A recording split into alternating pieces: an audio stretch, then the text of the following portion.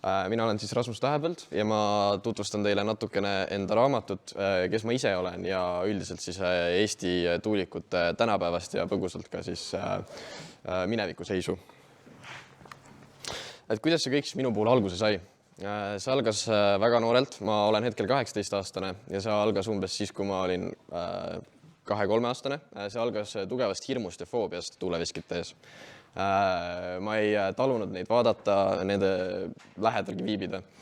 Ja siis, kui ma hakkasin umbes 5-aastaseks saama, siis mu vanaisa, kes on ise ka suur ajaloohuviline, otsustas, et see hirm tuleks minust välja ravida ja hakkas mind tuulikutega harjutama. Ja siis päevapealt muutus see suur hirm suureks huviks ja kuna ma olin veel nii noor, siis oli see huvi pigem pealiskaudsem. Meeldis vaadata nagu ilusaid tuulikuid väljast, aga kui ma sain vanemaks, siis ma puhtast igavusest lõin endale sotsiaalmeediakonto, kuhu ma hakkasin siis Eesti tuulikute pilte postitama. Ja sellest arenes mul välja niisugune süstemaatiline uurimine, et ma mõtlesin, et kui ma juba selle asjaga tegelen, siis ma tegelen sellega nii süvitsi, et ma uurin välja kõik Eesti tuuleveskid, külastan nad läbi ja teen nendest ka lõpuks siis raamatu. See uurimine nägi välja selline, et ma kammisin läbi kõik kaardirakendused, mis internetis on, andmebaasid, erinevad raamatud ostsin kokku endale Eesti tuuleveskite kohta. Ja tuttavate käest pärisin siis infot, et leida üles iga viimne kui Eesti tuulik. Ja sellest tekiski selline missioonitunne, kuna ma tundsin, et Eestis ei ole veel sellist raamatut, mis käsitleks tõesti igat Eesti tuulikut ja nende ajalugu. No ja raamatuni jõudiski see asi niimoodi, et kui ma nendel veskireisidel käisin siis oma 10 aastat ja ma suhtlesin nende veskiomanikega, siis ma sain neilt päris palju huvitavaid lugusid, mida ma otsustasin, et tuleks nagu edasi anda kuidagi rohkem kui lihtsalt interneti vahendusel.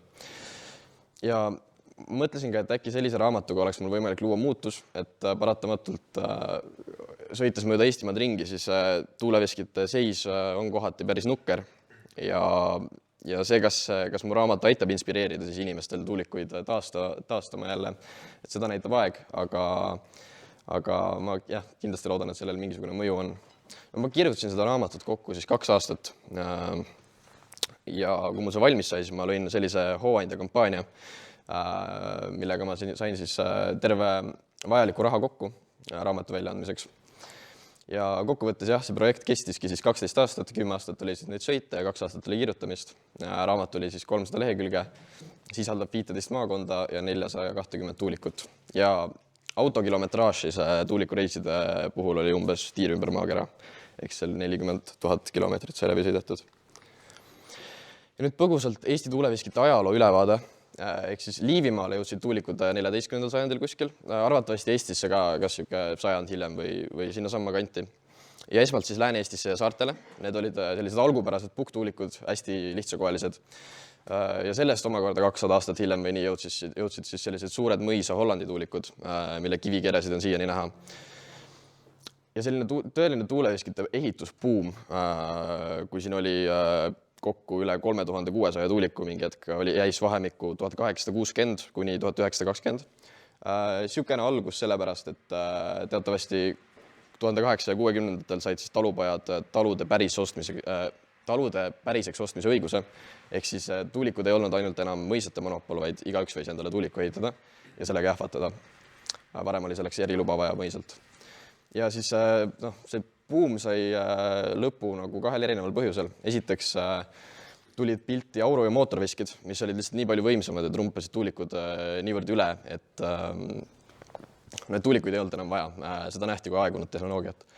Ja siis ka esimene maailmasõda päris korraliku põntsu, et mitmed tuulikud said tabamuse, kuna neid kasutati nagu vahtpostidena. Ja siis tuli Nõukogude okupatsioon, mille alguses siis otsustati, et tuulikud on nagu niisugune iseolemise sümbol ja veits selline kapitalismi sümbol, et see inimene sai ise hakkama sellega ja sai endale ise toodangut teha. Ja siis hakati lihtsalt süstemaatiliselt tuulikuid hävitama. See pilt siin on illustreeriv, et see konkreetne tuulik langes pigem tormi tagajärjel, aga tehtigi reaalselt niimoodi, et pandi tuulikule ketid ümber ja tõmmati traktoriga maha. Selline saatus tabas siis päris mitut tuulikut. Ja nüüd taas iseseisvunud Eestis me oleme hakanud jälle seda vana pärandit pigem hindama ja päris mitmed tuulikud on enda vana ilme tagasi saanud. aga kui vaadata seda arvulist vahet, et kunagi oli 3600 tuulikut ja nüüd on 420, siis see kukkumine on olnud ikkagi väga suur. Ja siin on väike skeem ka, mis siis illustreerib seda, et kuidas ta seal 1850. aastal hakkab nagu tõusma ja siis jõuab kätte sajandi vahetus ja siis langeb tohutult. Ja see on pukktuulikute kohta, aga see üldiselt kehtib ka tuulikute kohta. Ja siis natuke arvudest, ehk siis nagu ma enne mainisin, kogu arvuks on olnud ajalooliselt 3600 seal tipphetkel. Enamus nendest moodustasid lihtsamad pukktuulikud saartel, mille võis igaüks endale ehitada, seal ei olnud midagi tehniliselt nii keerulist. See ei pidanud selleks ehitusinsener olema. Need olid 1300 umbes sellised suuremad mõisatuulikud ja ka arvuliselt väga suur osa nendest asus Saaremaal nendest tuulikutest. Keskmiselt 2 talu peale 1 tuulik. Ja tänapäevane arv on siis umbes 415-420, et sinna kanti ta jääb. Suurema enamuse moodustavad suured mõisatuulikud, aga ka pukktuulikud on üsna hästi ja palju säilinud. Ja Saaremaal on hetkel siis 130 tuulikut, Hiiumaal kuskil 40 ja mandril 240. Skeem, mis näitab siis tänapäevast seisu, et siin on näha, kuidas Saaremaa selgelt domineerib oma tuulikute arvuga ja siis ülejäänud maakonnad jäävad pigem alla, eriti Lõuna-Eesti maakonnad.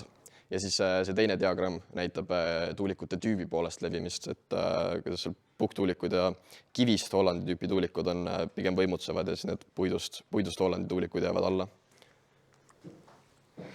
Ja nüüd, kui mul see raamat on välja antud, see 10 aasta projekt, siis mida toob mulle tulevik?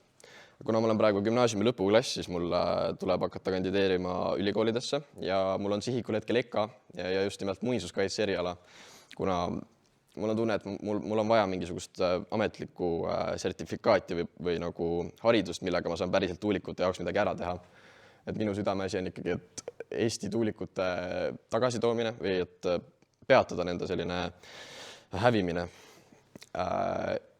Siis ma tahaks kindlasti uurida tuulikuid molinoloogilisest küljest ehk siis nagu tehnilisest küljest, millised on nende tehnilised erinevused.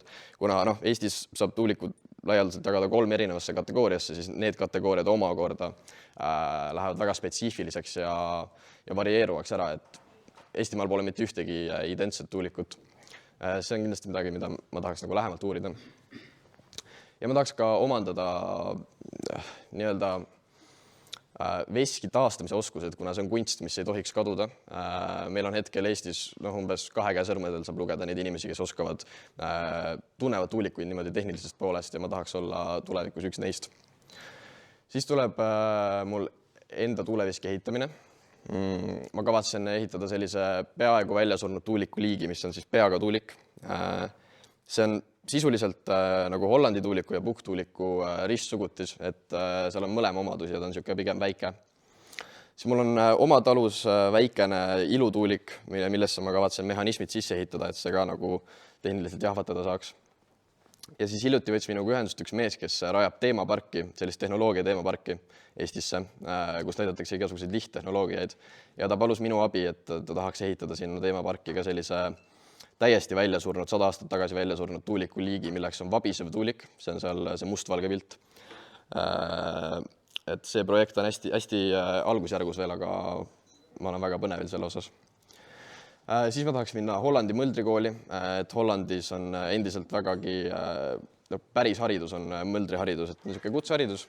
Aasta aega õpid siis mingisuguse mõldri käe all, saad kõik põhitõed selgeks, siis saad ametliku sertifikaadi, mis lubab sul siis igas maailma tuulikus töötada. Ja seda kõike tuleks ka digitaalselt säilitada, et maailm liigub edasi ja kõik siuke asi kolib pigem veebi. Et siis on selline lehekülg nagu estiveskiviki.ee, kus ma olen juba mõned artiklid kirjutanud, aga ma tahaks kindlasti rohkem süveneda sellesse. Siis on ülemaailmne veebileht windmillworld.com, kuhu ma olen ka panustanud Eesti tuulikute sektsiooni siis. Ja see info peaks olema kõik avalik ja leitav, et kui kellelgi mingi huvi tekib tuuleveskite vastu või saab värskeks tuuliku omanikuks, ostab mingi krundi, kus on tuulik, et siis ta leiab selle kõik internetis hõlpsasti üles. Ja siis natukene tuulikute restaureerimisest lähemalt, et nüüd 21. sajandil Alguses väga neid tuulikuid ei taastatud, fokusseeriti pigem Eesti riigi ülesehitamisele, aga nüüd 2010. aastate alguses leidis aset selline kampaania nagu Saaremaa vodka kampaania, kus siis Saaremaa viinatehas aitas rahastada 7 tuuliku taastamist ja üks neist taastati isegi täiesti töökorda. Ja see nagu andis sellise tõuke Eesti tuulikute taastamisse, et väga paljud inimesed said sealt mõtteainet ja inspiratsiooni ja hakkasid oma isiklikke tuulikuid ka taastama. Ja kes meil siis selle tuulikute taastamisega tegeleb Eestis tänapäeval on 2 firmat, on OÜ Lükkepakk ja Koppel arhitektid, et nad teevad tihti koostööd. See Lükkepakk on pigem see ehituslik pool ja siis Mihkel Koppel on see, kes kavandab need tuulikuid ja nii-öelda joonestab ülesse. Ja viimasel ajal, nüüd pärast Covidit, on see tuulikute taastamine üllatavalt tõusutrendis olnud. Ma julgeks väita, et umbes aastas saavad 2-3 tuulikut oma endise ilme tagasi. Aprillis taastatakse täiesti töökorras tuulik Saaremaale jälle. Seda on alati rõõm näha. Ja saartel on kahtlemata parem seis kui mandril. See tuleneb ka kindlasti sellest, et need professionaalid kõik elavad seal saartel ja on nendele tuulikutele niivõrd lähemal. Et Mandri-Eestis on ka üldiselt need kivituulikud levinumad, mida on palju raskem taastada. Et see kõik mängib oma rolli. Ja siis kuidas see taastamine käib? Laialdaselt saab 2 leeri jagada selle taastamise variandid, et on traditsiooniline ja ebatraditsiooniline. Ma räägin sellest järgmisel slaidil lähemalt, aga mina olen kindlasti traditsioonilisema taastamise poolt. Ja mis on taastamise puhul oluline, ma ei tea, kas siin saalis tuulikuomanik on, aga kui teil on tuttavaid, kes on, siis on väga oluline see, et kõik jupid, mis seal tuuliku ümber maas on või mis iganes vähegi säilinud on, seda ei tohi ära visata, vaid see tuleks kõik säilitada kuivas keskkonnas, sest et mida rohkem originaaldetail on alles, seda lihtsam on pärast taastada tuulik nii originaalsesse seisu kui võimalik ja seda lihtsam on ka saada toetusi. Sest teatavasti muinsuskaitse jagab toetusi selle põhjal, et kui palju on hetkel säilinud. Ja siis sel samal veskiviki.ee leheküljel, mida ma enne mainisin, et seal on tegelikult tuulikute päästmise ABC juhend täitsa olemas, et kui sa ostad endale mingisuguse kehvas seisus tuuliku, et mis on esimesed sammud, mis saad ise ära teha, enne kui sa professionaalid kaasad. Ja jälle üks asi, mida ma järgmisel slaidil natuke lähemalt mainin, on kindlasti, et nagu igav konserveerimine, sa paned lihtsalt tuulikule katuse peale, on igati parem variant kui see, et sa teed tuulikud täiesti nii-öelda korda, aga sa teed seda valesti. Ma kohe näitan teile, mida ma selle all mõtlen. Ja tuulikute taastamisega kindlasti levib ka selline eelarvamus, et see on hästi, et see on nagu finantsiline surm ja see kindlasti meelakkumine ei ole, palju raha ja aega see neelab, aga tegelikult kui süveneda igasugustesse võimalustesse, siis on võimalik Euroopa Liidult saada igasuguseid toetusi, millega neid tuulikuid taastada. Et eriti hea näide sellest on Prantsusmaal ja madalmaades, kes taastavad sisuliselt täiesti nullist neid tuulikuid ja väga suuresti Euroopa Liidu toetustega. Ja tõepoolest ehitatakse Eestisse ka uusi tuulikuid, kohati ilu pärast, aga on ka paar näidet, mis on täiesti jahvatuskorras tuulikud ehitatud viimase 10 aasta jooksul. Nii siin ma siis natukene tooks näite, et siin vasakul on siis traditsiooniline taastamismeetod, et tuulikule on antud tagasi tema nii algupärane ilme kui võimalik. Ja see on hästi oluline, kuna, nagu ma enne mainisin, siis iga tuulik on omanäoline ja tuleks austada neid vanu disainereid ja tuua tagasi nii algupärane välimus kui võimalik ja siis seal paremal on natuke siuke kehvem näide, et see on kindlasti väga tänuväärt, kui inimesed tuulikuid taastavad kas või niimoodi nagu paremal, et nad ei lagune, aga tuleks kindlasti võtta ühendust professionaalidega, sest et seal vanal pildil on näha, et tuulikul on õige katus ja õiged tiivad ja ta näeb tuuliku moodi välja, aga see tänapäevane versioon on pigem on mingisugune ilukatus sinna otsa pandud ja ilutiivad, et see on midagi, mille osas tuleks veel areneda. Ja siis siin on veel äärmused, et kui tuulik kaotab täielikult enda, muutub äratundmatuks. Et need on kõik väga sellised ikoonilised maamärgid ja ma neid otseselt ei kritiseeri, kuna need on juba tehtud, aga tulevikus ma pigem ei pooldaks sellist asja, et vana tuulik tehakse mingiks skulptuuriks või siis ilmajaamaks. Ja siis paar näidet huvitavatest tuulikutest Eestimaal, mis on siis nii-öelda minu lemmikud või mis minu arust vääriksid tagasitoomist. Esimene on siis Mõldri küla Jõpi tuulik Saaremaal. See siin vasakul on vana Gustav Rängi foto eelmise sajandi algusest. et tegu oli siis sellise tuulikuga, mida ei saanud tuulde pöörata, nagu enamus tuulikuid saab. Et selle tiivad olid kogu aeg fikseeritud ühes kindlas suunas ja see tuleneb siis paremal pildil olevatest Kreeka tuulikutest, mis on kindlasti väga palju vanemad ja vaatasid kogu aeg ühes suunas, tavaliselt sellises suunas, kus tavaliselt tuul tuli. See on kahtlemata väga selline ebapraktiline lahendus, aga see inimene, kes seda vasakpoolset tuulikut siis omas, ta oli teatavasti selline natuke veskihull, katsetas igasuguseid tehnilisi lahendusi ja käis palju reisil ja tõenäoliselt ta käiski siis kuskil Kreekas või Türgis reisil ja nägi neid tuulikuid ja otsustas, et tahab endale ka sellist. Ja see tuulik siis täitis 2 lahendust, et ta jahvatas jahu ja alumisel korrusel oli ka sepikoda. Ja see inimene, kes seda krunti praegu omab, selle alusmüürid on säilinud, kes seda krunti praegu omab, ta on näidanud üles huvi, et see täiesti taastada ja see sama Mihkel Koppel, keda ma enne mainisin, ta on juba joonised teinud ja on võimalik, et sellise laheda lahenduse saab kunagi tagasi Eestimaale. Siis on Võhma tuulik Pärnumaal, ka väga ainulaadne, sellist asja ei ole varem, ühtegi teist eksemplari Eestis ei ole olnud. Selline hästi kitsas 6-tiivaline ja mis selle juures on veel eriti oluline on see, et ta pööras ennast ise tuulde. Et teiste tuulikutega on ikka olnud niimoodi, et inimene peab nagu kas siis mingit ratast keerutama või lihtsalt mingisuguse vändaga, aga sellel on taga selline propeller. Et kui tuul puhub, siis see keerab automaatselt õigesse suunda ja tuulik hakkab tööle. Ja siis vasakul on näha fotod, mis sellest tänapäeval järgi on ainult 4 seina, seal ühtegi sisustustega mehhanismi enam sees ei ole. Ja see on Uugla-tuulik, mis on väga heas seisukorras täna. Mehhanismid on sees ja kõik. Ja põhjus, miks mulle see pealtnäha tavaline tuulik meeldib, on see, et see ehitati 80-ndatel. Teatavasti, kui nõukogude ajal ei olnud väga nagu soositud selline isetegevus või taheti, et inimene sõltuks kolhoosist. Siis sellele talunikule tehti nähtavasti erand ja sellest on tegelikult väga tore arhiivivideo ka, kus ta tutvustab seda tuulikut, aga ma ei hakanud seda siia lisama. Et see vanem foto on ka võetud sealt arhiivivideost. Jah. Aitäh kuulamast!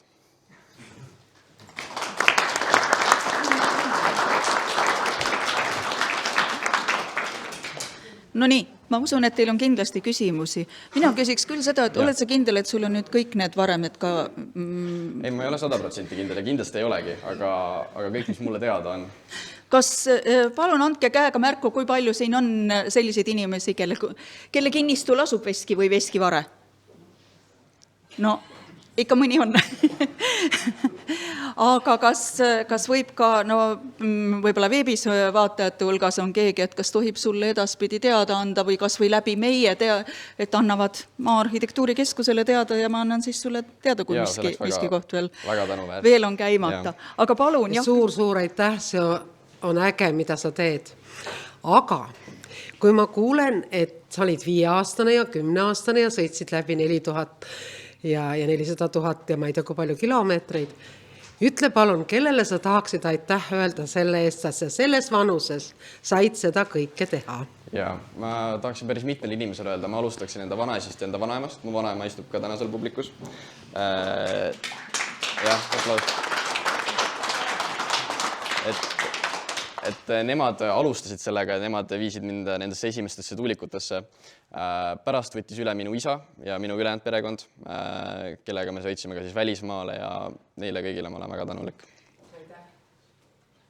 Aga mida sa soovitaksid minul endal selles külas, kus minu maakodu on või siis ametlikult minu kodu on ka veski, mis kahjuks midagi pole parata, laguneb ja kunagi nagu lootsime, et äkki tuleb Muinsuskaitseameti toetus ka neile veskitele, mis ei ole kaitse all. See on Palupere küla Jõgevamaal.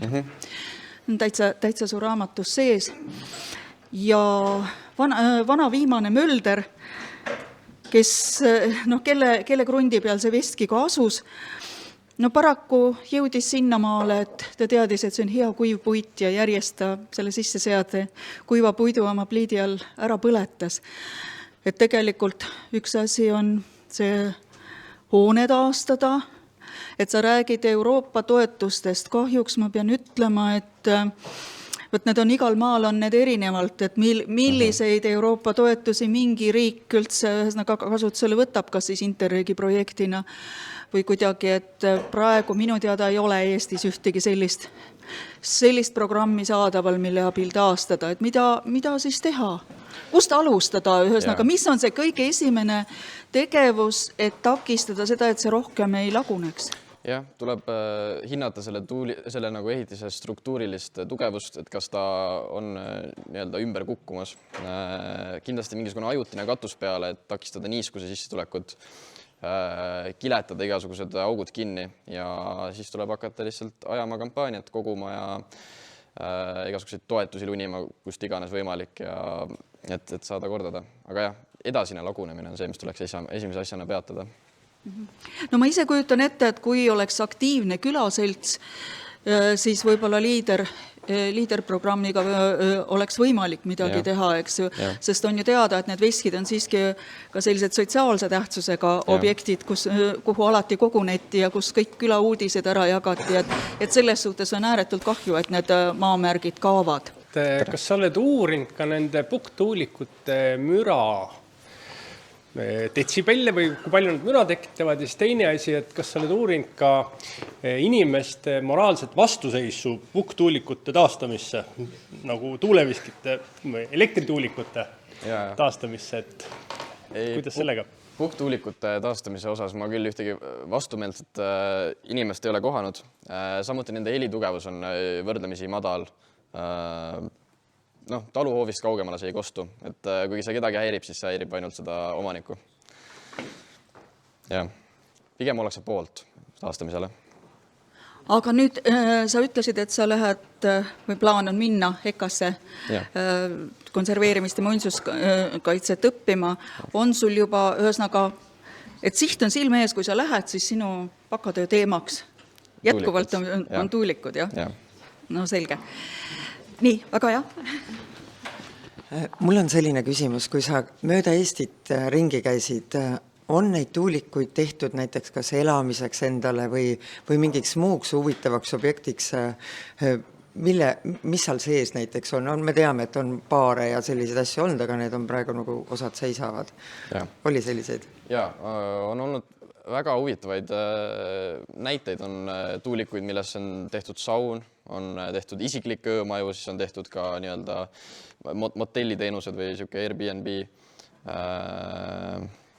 ja raamatu lugemise tuba, igasugused siukest nagu puhkeotstarveteks on need tavaliselt nagu ümber kohandatud. Aga mõni on siis töötav ka ikka?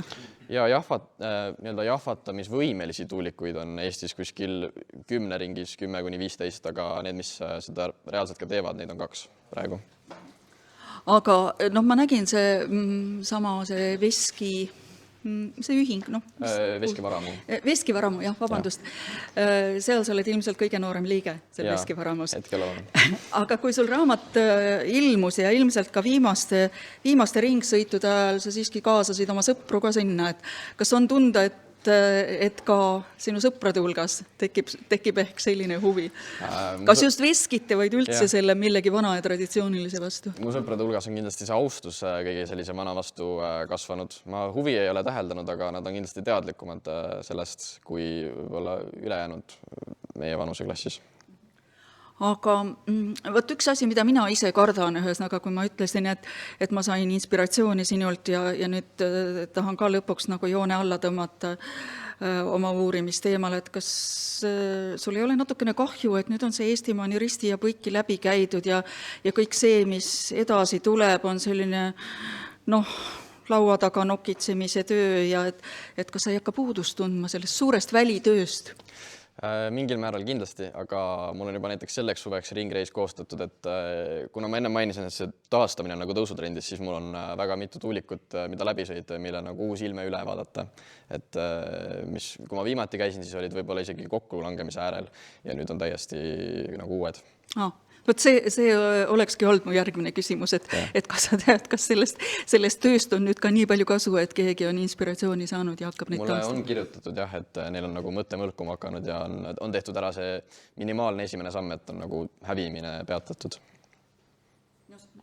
lihtsalt suurepärane mu meelest. Et palun veel üks aplaus Rasmusele ja ta perele ka kindlasti.